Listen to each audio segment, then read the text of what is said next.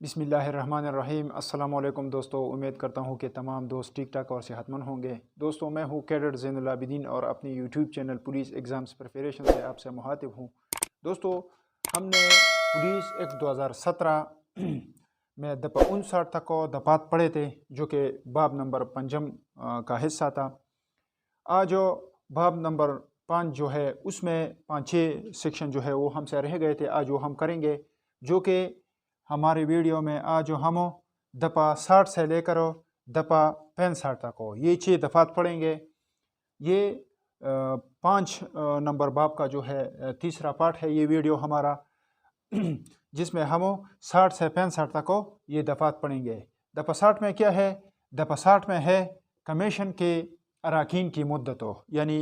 Commission की अरकान जो है, जो कमीशन में अरकान शामिल होते हैं, उसकी मुद्दत कितनी होगी। कमीशन पर हमने पहले जो वीडियोस अपलोड किए थे, उसमें हमने कमीशन और कमीशन के अरकान पर जो है तफसीली बात किया था। यहाँ पर है कि कमीशन के अरकान की मुद्दत कितनी होगी। अच्छा, तो दफ़ा 60 में ये लिखा है कि कमीशन के जो अरकान होते हैं उनकी मुद्दत 3 साल होगी, यानी वो अरकान जो कमीशन में शामिल होते हैं उनकी मुद्दत 3 साल होगी। अच्छा, इसमें ये लिखा हुआ है कि इसकी मुद्दत तो 3 साल होगी, लेकिन वो अगर चाहे तो क़बल अज़ वक्त हो, यानी 3 साल से पहले वो अपने ओहदे से इस्तीफ़ा दे सकता है। वो 3 साल से क़बल इस्तीफ़ा दे सकता है। अच्छा, इसके अलावा अगर जो मेंबर इसमें शामिल किया गया है, एक रुकन शामिल किया गया है, अगर वो सूबाई कमीशन का जो हिस्सा हो या ज़िली हुकूमत का अगर वो हिस्सा हो, और वो उस सूबाई या ज़िली असम्बली का रुकन न रहे, यानी उसके रुकन होने से हट जाए, तो वो उसको जो है इस कमीशन से निकाला जाएगा। अच्छा, दफ़ा 60 में मुख्तसर ये लिखा है कि कमीशन के अरकान की मुद्दत कितनी होगी। तो इसमें यह है कि इसकी अरकान की मुद्दत 3 साल होगी, जब वो क़बल अज़ वक्त इस्तीफ़ा न दे या वो ज़िली या सूबाई असम्बली का रुकन होने से हट जाए। अच्छा, इसके आगे दफ़ा 61 है। दफ़ा 61 में है कमीशन के अरकान की बरतरफी, यानी कमीशन में जो अरकान शामिल होते हैं उसको किन वजूहात पर बरतरफ किया जा सकता है, किन वजूहात पर उसको कमीशन से निकाला जा सकता है। अच्छा, इसमें लिखा है कि हुकूमत अपनी मर्जी से किसी भी आज़ाद रुकन को इसके ओहदे से बरतरफ कर सकता है, यानी ये हुकूमत की मर्जी है कि वो किसी भी आज़ाद रुकन को अपने ओहदे से बरतरफ कर सकता है, अगर वो ये वजूहात बयान की गई हैं, अगर इनमें से किसी एक पे जो है वो इस के तहत आता हो इन वजूहात में, तो उसको जो है ये इस कमीशन से बरतरफ किया जा सकता है। पहली नंबर पर जो है वो ये है, पहला नंबर इसमें ये है कि अगर वो पाकिस्तान का शहरी न रहे, यानी अगर वो पाकिस्तान का शहरी न रहे, उसका नेशनलिटी जो है वो चेंज कर दिया जाए, पाकिस्तान की नेशनलिटी से जो वो निकाला जाए, तो वो इस कमीशन से उसको बरतरफ किया जाएगा। अच्छा, दूसरी नंबर पर है अगर वो किसी जिस्मानी या ज़हनी माजूरी का मरीज़ पाया गया, यानी वो अगर जिस्मानी तौर पर या ज़हनी तौर पर माजूर पाया गया तो उसको बरतरफ किया जा सकता है। या तीसरे नंबर पर है वो बदअखलाकी का मुजरिम हो, यानी वो किसी तरह वो बदअखलाकी की हो उसने और वो बदअखलाकी का मुजरिम हो, तो उसको बरतरफ किया जा सकता है। चौथे नंबर पर है किसी मामला में इसका ज़ाती तसादम या मफाद पाया जाए, यानी अगर कोई मामला हो उसमें उसकी ज़ाती मफाद हो या उसका कोई तसादम उसमें पाया जाए, तो इस वजह पर उसको बरतरफ किया जा सकता है। अच्छा, मज़ीद है कि वो फौजदारी जुर्म में सज़ा याफ्ता हो, यानी वो किसी फौजदारी मुकदमा में वो सज़ा याफ्ता हो, तो उसको बरतरफ किया जा सकता है। अच्छा, आगे इसके है अगर वो बैंक का मकरूज़ हो या टैक्स ना दहिंदा करार पाया गया, तो उसको बरतरफ किया जा सकता है। अच्छा, 7वें नंबर पर है अगर किसी ऐसे सरगर्मी में पाया गया जो इत्तेहाद, यकजहती या अमन वगैरह के खिलाफ हो, अगर इस तरह की सरगर्मियों में किसी रुकन को जो है वो मुलव्विस पाया गया, तो उसको इस कमीशन से बरतरफ किया जा सकता है। अच्छा, 8वें नंबर पर है अगर वो कालआदम तंजीब से उसका कोई ताल्लुक़ हो, उससे उसका कोई राब्ता हो, तो उसको इससे बरतरफ किया जा सकता है। अच्छा, 9वें नंबर पर है अगर वो दहशतगर्दी एक्ट 1997 के जदुल चार में اس کا نام اگر ہو، یعنی وہ اگر شیڈول 4 میں ہو، ایکٹ انسدادی دہشت گردی ایکٹ نمبر 27 سال 1997 میں، تو اس کو برطرف کیا جا سکتا ہے۔ اچھا، آخری وجہ جو ہے وہ یہ ہے کہ اگر وہ بغیر کسی معقول وجوہات کے وہ 3 مسلسل اجلاس میں غیر حاضر ہو، اگر کوئی رکن ہو وہ بغیر کسی معقول وجوہات کے بنا کسی معقول وجوہات کے بغیر وہ کیا کرے، وہ مسلسل 3 اجلاس جو ہے وہ مس کرے، اس میں وہ غیر حاضر ہو، تو اس کو کمیشن کے اراکین سے اس کو برطرف کیا جا سکتا ہے، کمیشن کے اراکین سے اس کو نکالا جا سکتا ہے۔ اچھا، یہ دفعہ 61 تھی جو کہ کمیشن کے اراکین کے برطرفی سے متعلق تھی۔ اس کے آگے جو ہے وہ دفعہ 62 ہے۔ دفعہ 62 میں ہے کمیشن کے اجلاس اور کردار کا کام ہو، یعنی کمیشن کا اجلاس کس طرح ہوگا اور اس کی کام کا کردار کس نوعیت کا ہوگا، دفعہ 62 اس سے متعلق ہے۔ اچھا، اس میں پہلے نمبر پر یہ بات کی گئی ہے کہ کمیشن کے کاروبار اس کے اجلاس میں ہوا کرے گی، جو مسئلے مسائل ہو وہ اس اجلاس میں ڈسکس کیے جائیں گے۔ اچھا، دوسرے نمبر پر ہے اجلاس چیئرپرسن چلائے گا یا اراکین کے 1/3 تعداد پر ہوگا، یعنی پہلے ہم نے بھی اس چیئرپرسن پر بات کی تھی کہ وہ اس اجلاس کی صدارت کرے گا۔ اچھا، اس کے آگے ہے کمیشن کے اجلاس کی تعداد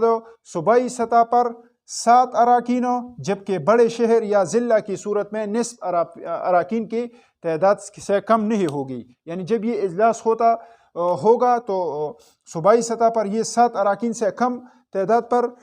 جو اگر 7 اراکین سے اس کی تعداد کم ہو تو یہ اجلاس نہیں ہوگا۔ اگر شہر کی جو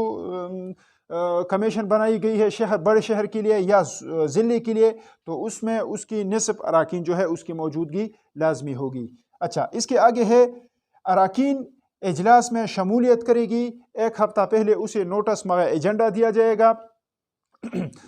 مہینے میں کم از کم 1 اجلاس ہوگا، یعنی اراکین جو اس کے کمیشن کے اراکین ہو، جب بھی اجلاس ہوتا رہے گا تو یہ اراکین اس میں شمولیت کرے گا، اور جب اجلاسوں کو طلب کیا جاتا ہو تو اس کے لیے کم از کم 1 ہفتہ پہلے اس کو نوٹس دیا جائے گا، اور ایجنڈا جو ہے اس کو دیا جائے گا کہ اس ایجنڈے پر یہ اجلاس ہوگا، اور مہینے میں کم از کم 1 مرتبہ، یعنی مہینے میں کم از کم 1 مرتبہ جو ہے اس کا اجلاس ہوگا۔ اچھا، ہنگامی صورتحال پر جو ہے مختصر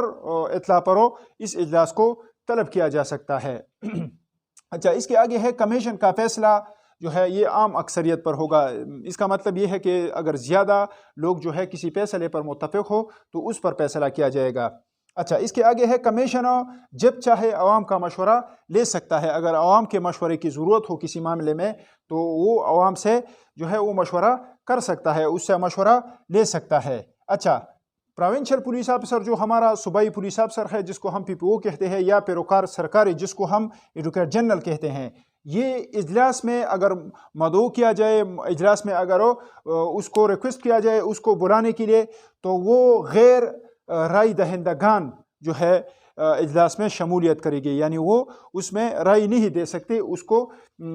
اگر جب مدعو کیا جائے تو وہ اجلاس میں شرکت کرے گی PPO صاحب اور پیروکار سرکاری، لیکن وہ غیر رائے دہندگان کے طور پر اجلاس میں شرکت کرے گی۔ اچھا، اس کے آگے ہے DPO کے عدم موجودگی کی صورت میں دوسرا بڑا افسر اجلاس میں شمولیت کرے گا، یعنی اگر DPO صاحب موجود نہ ہو تو اس کی جگہ کسی دوسرے بڑے افسر جو اس کے اگلے عہدے کا ہو وہ اجلاس میں جو ہے وہ شمولیت کرے گا۔ اچھا، اس کے آگے ہے خاص مسئلے پر کمیشن ماہر کو رائے کے لیے مدعو کر سکتے ہیں، یعنی اگر کوئی اس طرح کا مسئلہ ہو جس میں کسی ماہر ایکسپرٹ کی رائے کی ضرورت ہو تو اس ماہر کو اس اجلاس میں اس کو جو ہے وہ مدعو کیا جا سکتا ہے، اس کو طلب کیا جا سکتا ہے۔ اچھا، اس کے آگے ہے کہ کمیشن حکومت کی منظوری سے اپنے کاروبار کو چلانے کے لیے قواعد مرتب کر سکتا ہے۔ اس کمیشن کے جو ممبران ہوتے ہیں اگر اس کا کوئی کاروبار ہو تو وہ اگر اس کو حکومت اس کو اگر جو ہے اجازت دے تو وہ اس کے لیے ایک قواعد یعنی ایک طریقہ کار مقرر کرے گا اور اس کے تحت پھر وہ اپنے کاروبار چلائے گا۔ اچھا، اس کے آگے دفعہ نمبر 63 ہے۔ یہاں یہ بات یاد رکھنا چاہیے کہ دفعہ 63، دفعہ 64، دفعہ 65 یہ 3 دفعہ جو ہے یہ بالکل ایک جیسی ہے۔ اس میں صرف فرق یہ ہے کہ ایک سیکریٹریٹ جو ہے یہ صوبائی سطح پر ہوتا ہے، ایک بڑے شہر کی سطح پر ہے، اور ایک ضلع کی سطح پر ہے۔ دفعہ 63 میں ہے کہ صوبائی عوامی تحفظ کمیشن کی سیکریٹریٹ، یعنی صوبے کی سطح پر ہو جو اس کمیشن کے لیے سیکریٹریٹ بنایا جاتا ہے، تو یہ دفعہ 63 جو ہے یہ صوبائی سطح کے سیکریٹریٹ کے لیے ہے۔ دفعہ 64 بڑے شہر یعنی جو پشاور ہے اس کے کمیشن کے لیے جو سیکریٹریٹ بنائی جاتی ہے یہ اس سے متعلق ہے۔ دفعہ 65 ضلعی عوامی تحفظ کمیشن کی سیکریٹریٹ ہو۔ یہ تینوں دفعہ تقریباً ایک جیسے ہیں، اس کو ایک ساتھ پڑھتے ہیں۔ ان میں جو اس دفعات میں جو ہدایت بیان کی گئی ہے یہ بالکل ایک جیسی ہے۔ اچھا 63 64 65 یہ تینوں جو ہے 63 صوبائی عوامی تحفظ کمیشن کی سیکریٹریٹ سے متعلق ہے، 64 بڑے شہر ضلعی کمیشن کی سیکریٹریٹ سے متعلق ہے، اور 65 ضلعی عوامی تحفظ کے کمیشن کی سیکریٹریٹ سے متعلق ہے۔ اچھا اس میں ان تینوں دفعات میں یہ لکھا ہے حکومت جو ہے صوبائی، اگر وہ صوبائی سطح پر سیکریٹریٹ بنانا چاہتے ہیں تو حکومت و صوبائی کمیشنوں کے لیے ایک مستقل سیکریٹریٹ قائم کر سکتا ہے، یا وہ بڑے شہروں کے کمیشن کے لیے سیکریٹریٹ قائم کر سکتا ہے، ضلعی کمیشن کے لیے وہ بھی ایک اور سیکریٹریٹ قائم کر سکتا ہے۔ اچھا اس کے آگے ہے کہ سیکریٹریٹ کا سربراہ وہ شخص ہوگا جو کمیشن معاہدے کی بنیاد پر مقرر کرے، یعنی اس کے ساتھ جو معاہدہ ہوتا ہے اس کے بنا پر اگر اس کا کوئی سربراہ مقرر کیا جائے تو اس کو سیکریٹریٹ کا سربراہ تصور ہوگا۔ اچھا اس کی مدت جو ہے وہ 3 سال کے لیے ہوگی، یہ سربراہ جو اس کا مقرر کیا جائے اس کی مدت 3 سال ہوگی، اور وہ چیئرپرسن جو ہے اس کو جواب دہ ہوگا، یعنی اگر صوبائی سطح پر ہے تو وہ صوبائی چیئرپرسن کو جو ہے وہ جواب دہ ہوگا، اگر وہ بڑے شہر کی سطح پر ہے تو وہ بڑے شہر کے کمیشن کے چیئرپرسن کو جواب دہ ہوگا، اگر ضلعی سطح پر ہے تو وہ ضلع کے چیئرپرسن کو جواب دہ ہوگا۔ اچھا سیکریٹریٹ اپنے افسر اور عملہ پر مشتمل ہوگا جو حکومت ضلعی یا بڑے شہر یا صوبائی کمیشن کے مشورہ پر تعین کرے گا، یعنی اس میں اتنی عملہ اور اتنی آفیسر جو ہے وہ موجود ہوں گے اس سیکریٹریٹ میں، جو کہ حکومت اس کے لیے اگر صوبائی سطح پر ہو تو صوبائی کمیشن کی رائے پر، یا وہ بڑے شہر کی سطح پر ہو تو بڑے شہر کے کمیشن کی رائے پر، اگر وہ ضلعی سطح پر ہو تو وہ ضلعی کمیشن کے رائے پر ہو، اس کے لیے جو ہے اتنی تعداد میں عملہ اور آفیسر جو ہے اس کو تعین کرے گا۔ اچھا اس کے آگے ہے سیکریٹریٹ کی تنظیم اور عملہ کا کام ایسا ہوگا جو کمیشن حکومت کے پیش کی منظوری سے تفتیش کرے گا، یعنی یہ کام جو ہے یہ کمیشن اور حکومتوں کی اجازت سے یہ کام کریں گے۔ اچھا یہ 8 ویڈیو تھی جس میں ہم نے دفعہ 60 سے لے کر دفعہ 65 تک یہ دفعات پڑھی۔ انشاءاللہ اس سے آگے جو ہے ہمارا باب نمبر 6 یعنی 6واں باب جو ہے وہ شروع ہوگا، چپٹر نمبر 6، انشاءاللہ اس پر بھی ویڈیو جو ہے وہ کریں گے۔ اگلی ویڈیو میں آپ کے ساتھ دوبارہ ملاقات ہوگی، تب تک کے لیے مجھے اجازت دیجیے، خدا حافظ۔